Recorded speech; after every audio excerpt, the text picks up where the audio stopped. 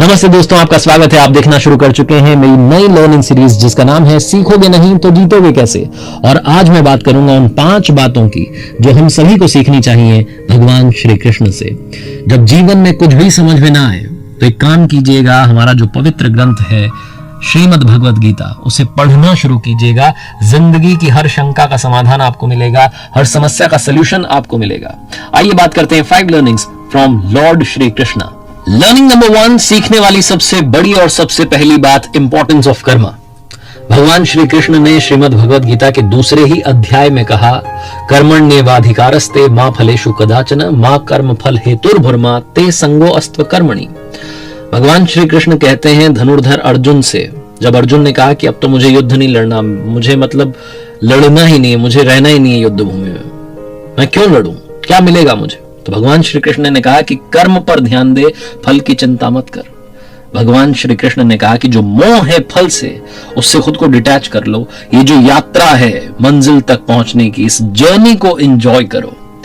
भगवान श्री कृष्ण ने जो समझाना चाहा था अर्जुन को श्रीमद् भगवत गीता में, इसको और अच्छे से समझने के लिए मैं रोजाना शाम में यथार्थ गीता पढ़ता हूं।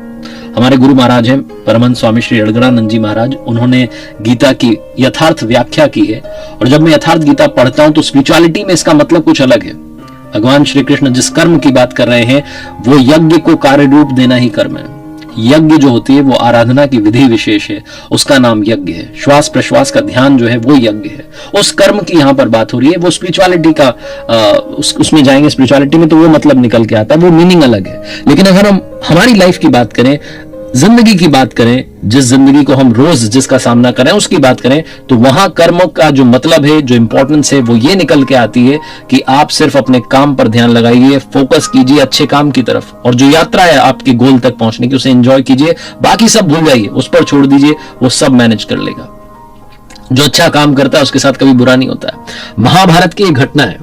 महाभारत के युद्ध से पहले धनुर्धर अर्जुन और दुर्योधन दोनों ही भगवान श्री कृष्ण के पास में मदद मांगने के लिए गए थे। उस वक्त भगवान श्री कृष्ण विश्राम कर रहे थे। जो दुर्योधन था वो तो इगोइस्टिक बंदा था, वो भगवान श्री कृष्ण के सर के पास जाकर खड़ा हो गया। धनुर्धर अर्जुन जो थे वो भगवान के चरणों में जाकर के बैठ गए सेवा करने के लिए। जहां भगवान की नींद खुली तो सबसे पहले चरणों में अर्जुन को पाया और कहा कि बोलो क्या चाहते हो, क्या मांगना चाहते हो। दुर्योधन गुस्सा हो गया, झगड़ने लगा कि मैं बड़ा हूं, मैं पहले आया था ये वो। तो उन्होंने कहा भाई तुम मांग लो, तुम्हें क्या मांगना है। दुर्योधन की जितनी बुद्धि थी, जैसे कर्म थे, उसने मांगा कि मुझे सेना चाहिए। अर्जुन की जैसी बुद्धि थी, जैसे कर्म थे, अच्छा ही हुआ, उसने मांगा कि भगवान आपका साथ चाहिए, आप बस मेरे रथ के सारथी बन जाइएगा। भगवान श्री कृष्ण अर्जुन के सारथी बन गए, क्योंकि उन्होंने अस्त्र नहीं उठाने की प्रतिज्ञा ले रखी थी। सारथी बन गए। उसके बाद में जो हुआ, जो उन्होंने गीता का ज्ञान दिया, जिस तरीके से उन्होंने वो स्ट्रैटेजी बनाई युद्ध की, और जिस तरीके से जीत दिलवाई, ये बताती है कि जिसके कर्म अच्छे हैं उसके साथ जो फल मिलेगा उसे बाद में वो अच्छा ही होगा। लर्निंग नंबर 2, जो भगवान श्री कृष्ण से सीखने वाली बात है, सबसे इंपॉर्टेंट, इस दुनिया में जो भी हो रहा है उसके पीछे एक वजह है। भगवान श्री कृष्ण ने श्रीमद् भगवत गीता में अर्जुन से कहा कि सर्वधर्मान परित्यज्य मामेकम शरणं व्रज अहम त्वाम सर्व पापेभ्यो मोक्षयिष्यामि मा शुचः। सब कुछ छोड़कर के मेरी शरण हो जा, मैं तुझे मोक्ष दूंगा।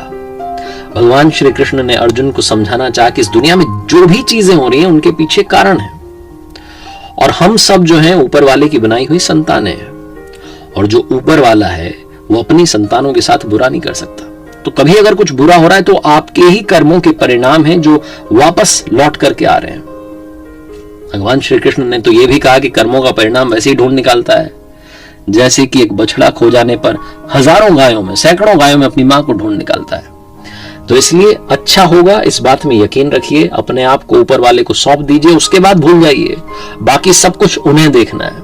एक बहुत छोटी सी कहानी है जो महाभारत के युद्ध की है। वो युद्ध भूमि जब उसको तैयार किया जा रहा था, युद्ध शुरू होने से पहले, जब मुआयना करने के लिए भगवान वहां पहुंचे, मैंने आपको शायद पहले भी सुनाई, तो एक चिड़िया उड़ती हुई आई और भगवान श्री कृष्ण से कही कि मेरा घोंसला जमीन पर आ गया है, यहाँ हाथियों ने पेड़ वगैरह हटा दिए, मेरी मदद कीजिए। भगवान श्री कृष्ण ने कहा मैं होने को नहीं टाल सकता, जो होगा वो होके रहेगा। उस चिड़िया ने कहा कि क्या मैं आप पर विश्वास कर लूं, बस इतना बता दीजिए। उन्होंने कहा विश्वास कर लो।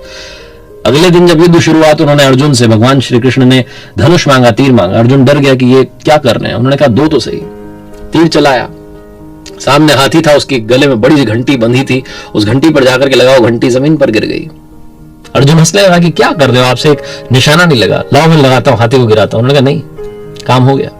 18 दिन के बाद में जब फिर से युद्ध भूमि को साफ किया जा रहा था क्योंकि युद्ध खत्म हो गया था, तो उस घंटी को हटाने के लिए भगवान श्री कृष्ण ने अर्जुन से कहा कि हटाओ उस घंटी को, जमीन पर पड़ी हुई है। जैसे उसने घंटी हटाई, वो चिड़िया अपने बच्चों के समेत वहां से उड़ गई।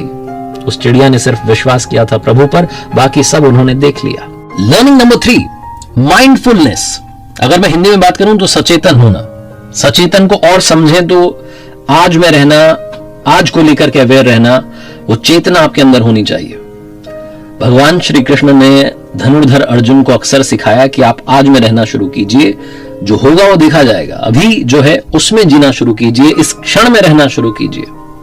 माइंडफुलनेस होनी बहुत जरूरी है। ये आपकी जो मेंटल वेलबींग है इसको भी इंप्रूव करती है। वो बात अलग है कि कभी कभी चैलेंजिंग सर्कमस्टांसेस होते हैं, आपकी लाइफ में बहुत कुछ ऐसा हो रहा होता है जिसको लेकर के आप डिस्टर्ब्ड होते हैं, आपको लगता है पता नहीं क्या होगा। लेकिन अगर आप माइंडफुलनेस के साथ आगे बढ़ रहे हैं, आप सचेतन हैं, आप अवेयर हैं आज को लेकर के कैसे आगे बढ़ सकते हैं, क्या सही होना चाहिए, नहीं होना चाहिए, आगे की तैयारी भी आपकी हल्की हल्की है, तो हर चीज का समाधान निकल आता है। जब मस्तिष्क आपका थोड़ा सा शांत है, आप कूल काम रह करके चीजों को समझ रहे हैं, तो मुझे नहीं लगता कि जिंदगी में कोई समस्या इतनी बड़ी हो सकती है कि वो आपसे बड़ी हो जाए, आपकी आत्मा से बड़ी हो जाए। क्योंकि भगवान श्री कृष्ण कहते हैं कि जो आपकी आत्मा है ये बहुत ताकतवर है, ये आपके उस चंचल मन को भी, जो चंचल मन अति रैंडम है, उसको भी कंट्रोल कर सकती है अगर आप चाहें तो। एक छोटी सी महाभारत की घटना है, उससे आप समझिएगा कि माइंडफुलनेस जो है वो कितनी जरूरी है होना। भगवान श्री कृष्ण के पास में एक बार द्रौपदी आई और आकर के कहने लगी कि वहां पितामह भीष्म ने प्रतिज्ञा कर ली है कि मेरे पतियों को मार देंगे। तो भगवान श्री कृष्ण ने कहा कि अरे घबरा क्यों रही हो, शांत हो जाओ, आप जाओ उनके शिविर में और पितामह भीष्म को जाकर के बस प्रणाम करना। द्रौपदी गई उनके शिविर में, जो कहा था भगवान श्री कृष्ण ने वो माना, और जहां जाकर के वहां जाकर के जब प्रणाम किया पितामह भीष्म को, तो उन्होंने कहा सौभाग्यवती भव। और जैसे उन्होंने आशीर्वाद दिया, पितामह भीष्म कहने लगे कि क्या कर दिया मैंने तो अभी भी प्रतिज्ञा ली तुम्हारे पतियों को मारने की, और तुमने मुझसे आशीर्वाद दिया कि तुम्हारे पति बहुत लंबी उम्र जिएंगे। फिर पितामह भीष्म कहने लगे कि जरूर ये कान्हा ने तुमसे करवाया है, ये तुमने नहीं किया है। भगवान श्री कृष्ण के पास में इस दुनिया की हर समस्या का समाधान था। जब पितामह भीष्म ने आशीर्वाद दे दिया था द्रौपदी को, तो उसके बाद में पांडवों को बुलाया था और बताया था कि मुझे मारने का तरीका क्या है, शिखंडनी को आगे कर देना, उसके बाद में तीर नहीं चलाऊंगा, अर्जुन तुम तीर चला देना। हर घटना से महाभारत की बहुत कुछ सीखा जा सकता है, भगवान श्री कृष्ण से काफी कुछ सीखा जा सकता है। उसमें से एक सबसे इंपॉर्टेंट बात है कि आप अवेयर रहिए आज को लेकर के, आने वाले कल को लेकर के भी। लर्निंग नंबर 4, सीखने वाली चौथी सबसे बड़ी बात, अपने गुस्से को कंट्रोल कीजिए। जो आपका गुस्सा है अगर ये बेकाबू हो गया तो खेल खत्म हो जाएगा। भगवान श्री कृष्ण ने श्रीमद् भगवद गीता में कहा कि क्रोधात् भवति सम्मोहः, सम्मोहात् स्मृति विभ्रमः, स्मृति भ्रंशात् बुद्धिनाशो, बुद्धिनाशात् प्रणश्यति। क्रोध जो होता है, जब गुस्सा आता है तो भ्रम पैदा होता है, भ्रम जो होता है वो बुद्धि को नष्ट कर देता है, और जब बुद्धि नष्ट हो जाती है तो इंसान का विनाश हो जाता है, क्योंकि विनाश काले विपरीत बुद्धि। क्रोध की वजह से ही महाभारत की शुरुआत हुई। दुर्योधन को क्रोध आता था, उसने एक ऐसा खेल रचा जहां पर द्रौपदी को बुलाया गया सभा में, और दुर्योधन के छोटे भाई दुशासन ने द्रौपदी का चीर हरण करने की कोशिश की। वो एक घटना ऐसी थी जिसने दुर्योधन का और उसके भाइयों का विनाश कर दिया। महाभारत की ऐसी कई सारी घटनाएं हैं जो हमें सिखाती हैं कि गुस्से पर, क्रोध पर काबू होना बहुत ज्यादा जरूरी है। लर्निंग नंबर 5, कहते हैं कि पांडवों ने महाभारत का युद्ध जीत लिया। नहीं, सारथी भगवान श्री कृष्ण ने बिना युद्ध लड़े ही महाभारत का युद्ध जीत लिया।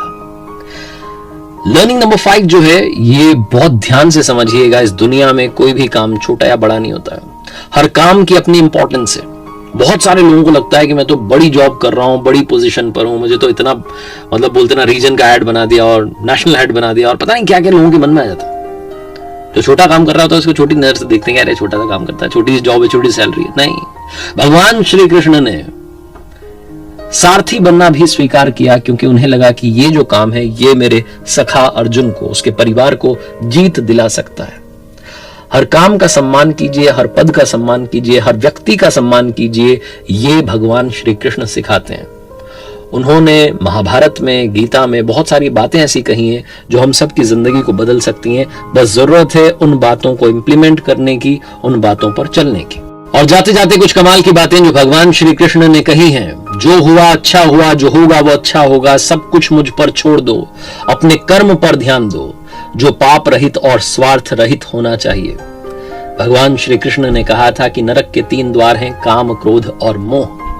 जीवन में जो भी कर्म आप करें उसे पूर्ण समर्पण के साथ, लगन के साथ कीजिएगा, अच्छे मन के साथ कीजिएगा, ईर्ष्या के साथ, द्वेष के साथ, अहंकार के साथ, ईगो के साथ मत कीजिएगा।